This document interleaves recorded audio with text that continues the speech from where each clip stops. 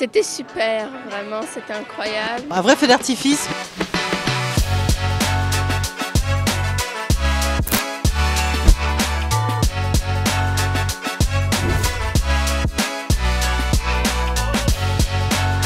Suivez-nous dans les coulisses de la Gare des Trônes sur France Télévisions.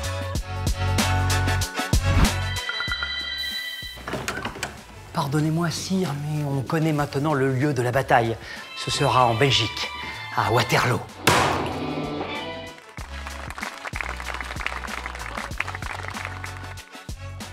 On est encore sur le fauteuil de maquillage.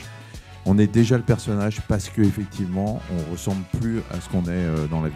Et donc, ça a été un super tournage. Comment s'est passée votre première fois costumée? Très franchement, quand je me suis regardé dans la glace, avec la perruque et en costume, je me suis dit, je me suis jamais vu aussi moche. Ça a été un choc. Je voulais savoir quel était votre rôle dans la série. Alors mon rôle, c'est celui de Paul Barras, qui était le personnage le plus important de l'État à l'époque. C'est lui qui est allé chercher Bonaparte et qui a fini par en faire l'homme qu'on connaît. Bonjour Vanessa, combien de temps pour réaliser une saison comme celle-ci? La Gare des Trônes, c'est 1 an de travail, voire même un peu plus. Il faut entre 4 et 5 mois d'écriture. On va dire 2 mois l'équivalent de 2 mois de tournage. Et ensuite, il faut monter. Et là, pour tout vous dire, je suis encore en mixage.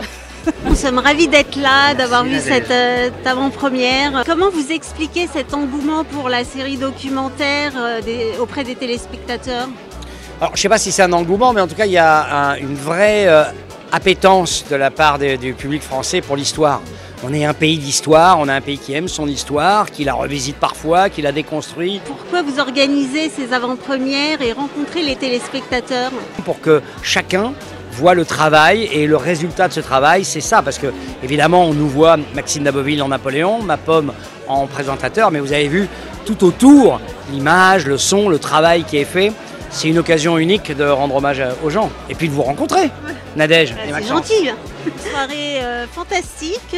On a l'impression d'être privilégié d'avoir vu cette nouvelle saison un peu avant tout le monde. J'ai découvert une série que j'ai envie de continuer à découvrir. L'échange qu'on a pu avoir avec Michel Simès et Bruno Solo, tout comme l'échange avec la réalisatrice, était passionnant. Rendez-vous sur France TV et vous. On ne peut pas mieux dire.